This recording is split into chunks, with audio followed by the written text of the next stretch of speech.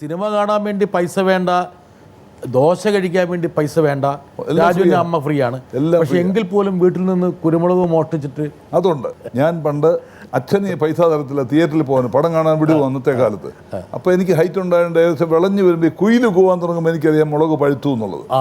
കുരുമുളക് ആകട്ടോ ഈ പറയുന്ന കുഞ്ഞുങ്ങളോട്. മറ്റേ നമ്മുടെ ഇന്ന് കിലോയ്ക്ക് 690 രൂപ വില, അന്നും നല്ല വിലയായിരുന്നു അതിന്. കുരുമുളക് ഇപ്പോഴും ഭയങ്കര വിലയാണ്. അതെ. അപ്പോൾ അന്ന് താങ്കളുടെ ഹൈറ്റ് കൊണ്ട് ഞാൻ വശം വരെയുള്ള കുരുമുളക് നഷ്ടപ്പെടും. എടുക്കും, പറിച്ചെടുത്തുകൊണ്ട് വിൽക്കും. ആരും അറിയാതെ എളുപ്പം കൊണ്ട് അവിടെ ഇത് വാങ്ങിക്കാൻ ആൾക്കാർ ഞങ്ങളുടെ ജംഗ്ഷനിലെല്ലാം ഇരിപ്പുണ്ട്. കൊടുത്തു കഴിഞ്ഞാൽ അന്നൊരു 200, 250 രൂപ, 300 രൂപയൊക്കെ അന്ന് കിട്ടും. ഇതിന് 2 കിലോ എന്ന് വെച്ചാട്ടെ പറിച്ചെടുത്തത്. നിലത്ത് വീണാന്നും പറഞ്ഞാൽ പിന്നെ അപ്പൻ ഇത് മുളക് പറിക്കാൻ അച്ഛൻ ഇറങ്ങുമ്പോൾ ഒരു ഹൈറ്റ് വരെ ഒരു മുളകുമില്ല. മേപ്പോട്ട് ഈ റോമാക്കാരുടെ തൊപ്പി നിൽക്കുന്ന മാതിരി ഇങ്ങനെ മേപ്പോട്ടുണ്ട്, താഴോട്ടില്ല. അപ്പോൾ അച്ഛൻ എന്നെ വിളിച്ച് ചോദിക്കും, രാജു ഈ കുരുമുളക് പോലെ നീ പറിച്ചോന്ന് ചോദിക്കും. അന്നേരം ഞാൻ പൊടി കള്ളം അന്ന് പറയുമായിരിക്കും ചെറുപ്പത്തിൽ. ഇത് വീണ് കിട്ടിയതും കൂടെ ചേർന്ന് അപ്പിച്ച കുറച്ച് കൈ കൊണ്ട് പഴുത്ത് നിന്നോ കുറച്ച് പഠിച്ചു. ശരി, എന്ത് ചെയ്തു? ഞാനൊരു സിനിമയ്ക്ക് പോയെന്ന് പറയും. ഏത് പടമാണ്? അപ്പം ഞാൻ അന്ന് കണ്ട പടം പറയും. MGRൻ്റെ അടിമപ്പെണ്ണൊക്കെ അതേ തിയേറ്ററിൽ നിന്ന് കണ്ടതാണ്. ആദ്യകാല തമിഴ് പടങ്ങൾ എനിക്ക് വലിയ ഇഷ്ടമായിരുന്നു. MGRൻ്റെ പടങ്ങൾ കാണാനും വന്നു. മധുസാറ്. അപ്പോൾ ഈ കുരുമുളക് മോഷണം എത്ര കാലം തുടർന്നു? കുറച്ച്, അത് താൽക്കാലികം കുറച്ച് സമയമേ ഉള്ളൂ. കുറച്ച് സമയമേ ഉള്ളൂ. അത് നമ്മൾ 18 BSc കഴിഞ്ഞപ്പോഴത്തേക്ക് മിലിറ്ററി ഒക്കെ കിട്ടി അങ്ങ് പോയില്ലേ. അപ്പോൾ ഞാൻ നേരത്തെ പറഞ്ഞ കുരുത്തക്കേടിൽ ഒരു പട്ടികയാണ് ഈ പറഞ്ഞ കുരുമുളക് മോഷണം. ഇത് കുരുത്തക്കേടായിട്ട് കാണുന്നുണ്ടോ? അല്ല, അന്ന് അതൊരു കുരുത്തക്കേടാണ്, അനുസരണക്കേടാണ്. ഇന്ന് നോക്കുമ്പോൾ അതൊരു കുസൃതി മാത്രമാണ്. അപ്പോൾ ഇന്നത്തെ കാലത്തെ കൊച്ചു കുഞ്ഞുങ്ങൾ കാണിക്കുന്നതൊക്കെ ഞാൻ ചിരിച്ചുകൊണ്ട് അക്സെപ്റ്റ് ചെയ്തു. വരട്ടെ, ഒരാളും കൂടി. പത്തനംതിട്ടയുടെ എൻ്റെ ജ്യേഷ്ഠ സഹോദരനൊപ്പം പഠിച്ചിരുന്ന വ്യക്തിയാണ് സർ ക്യാപ്റ്റൻ രാജു. പത്തനംതിട്ട എല്ലാ ജനങ്ങളും ആദരിക്കുന്ന ഒരു കലാഹൃദയമുള്ള വ്യക്തിയായിരുന്നു. പഠിക്കുന്ന കാലത്ത് എനിക്ക് തോന്നുന്നു വോളിബോളിൽ നല്ലൊരു ടീം അംഗമായിരുന്നു. എനിക്ക് തോന്നുന്നു ഡിസ്ട്രിക്ട് ടീമിലൊക്കെ ഉണ്ടായിരുന്നു എനിക്ക് തോന്നുക. അപ്പം അങ്ങനെ കലയിലും സാഹിത്യത്തിലൊക്കെ തന്നെ സ്പോർട്സിലൊക്കെ തന്നെ വളരെ ശ്രദ്ധേയമായ ഒരു വ്യക്തിയായിട്ട് ഞാൻ കാണപ്പെട്ടിട്ടുണ്ട്. എനിക്കുള്ള സന്ദേഹം അതല്ല, ഇത്രയേറെ വൈവിധ്യമായ മേലെത്തിയിൽ തന്നെയും അദ്ദേഹം ഞങ്ങൾ ഉദ്ദേശിച്ച രീതിയിൽ ഒരു പൂർണ്ണമായ രീതിയിലെത്താൻ 100% പൂർണ്ണമായി എത്താൻ കഴിഞ്ഞോ എന്നൊരു സംശയം എനിക്കുണ്ട്. അതിൽ ഞങ്ങൾക്കൊരു അസംതൃപ്തിയുണ്ട്. അദ്ദേഹത്തിന് ഈ എത്താൻ കഴിഞ്ഞതിൽ ഒരു വിഷമമുണ്ടോ, അതോ അദ്ദേഹത്തിന് ഈ പൂർണ്ണമായും ഈ മേഖലയൊക്കെ എത്തി എന്ന രീതിയിൽ സംതൃപ്തനാണോ എന്നാണ് എനിക്കറിയേണ്ടത്.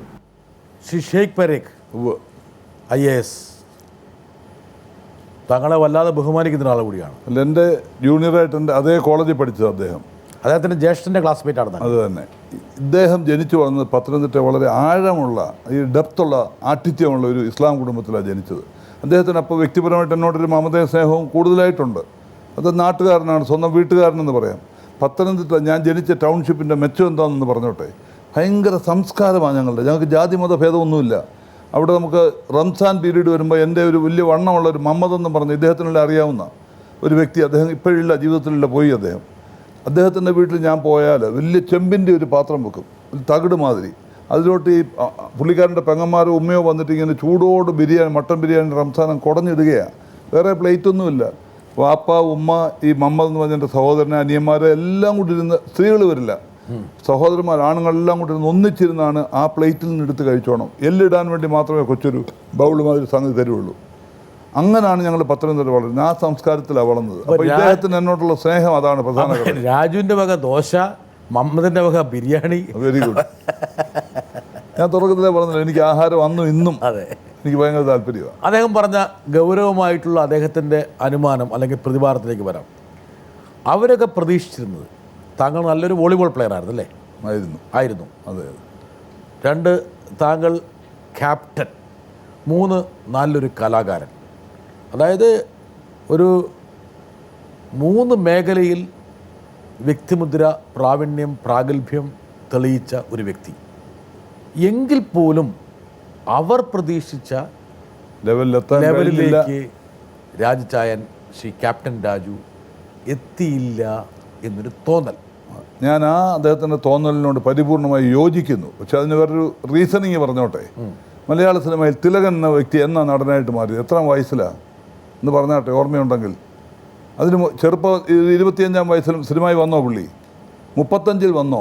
40-ൽ വന്നോ? സത്യം മാസ്റ്റർ എത്രാം വയസ്സിലാണ് മനസ്സമ്മതം തന്നാട്ടെ മധുരം കിള്ളി തന്നാട്ടെ മധുര 17 എന്ന് പാടിയത്? എപ്പോഴാ? ഒന്നുകൂടെ പഠിക്കുക നന്നായിട്ട്. മനസ്സമ്മതം തന്നാട്ടെ മധുരം കിള്ളി തന്നാട്ടെ മധുര 17 വിരുന്നുകാരി വിരുന്നുകാരി.